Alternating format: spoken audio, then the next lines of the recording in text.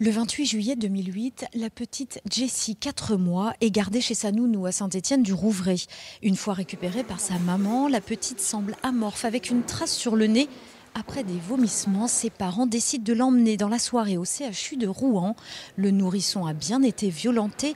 On évoque alors le syndrome du bébé secoué, des faits qui ont encore des conséquences 12 ans après. Jessie rencontre des problèmes au niveau de sa scolarité. Elle a un retard scolaire. Elle est prise en charge donc par une AVS.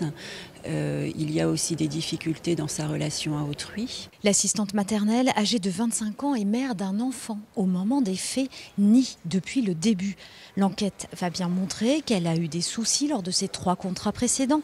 À la barre, elle évoquera elle-même et en pleurs son enfance compliquée auprès d'une mère colérique, ses affaires de fraude à la carte bancaire.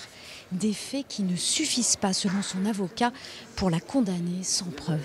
Vous avez une enquête qui est menée à charge, c'est-à-dire qu'en fait, on va aller fouiller dans des choses qui n'ont strictement rien à voir, mais dans les poubelles, c'est-à-dire sur le passé de ma cliente, sur des faits de fraude, enfin bref, sur sa vie personnelle. Bref, on va vraiment aller dans des directions totalement innommables et qui n'ont aucun rapport, je trouve, avec le dossier. Mais par contre, on va se poser aucune question sur les parents, on va se poser aucune question sur leur entourage, sur que faisait-il, est-ce que cet enfant ensuite a eu des difficultés. L'accusée n'est plus nounou depuis 2008, elle a depuis changé de région. 12 ans se sont écoulés depuis les faits. Les expertises et investigations ont pris du retard, l'avocat général va même souligner des manquements. Dans cette affaire, dit-il, il faut instruire le dossier à l'audience. Demain, c'est au tour des parents de la petite Jessie de s'exprimer devant la cour.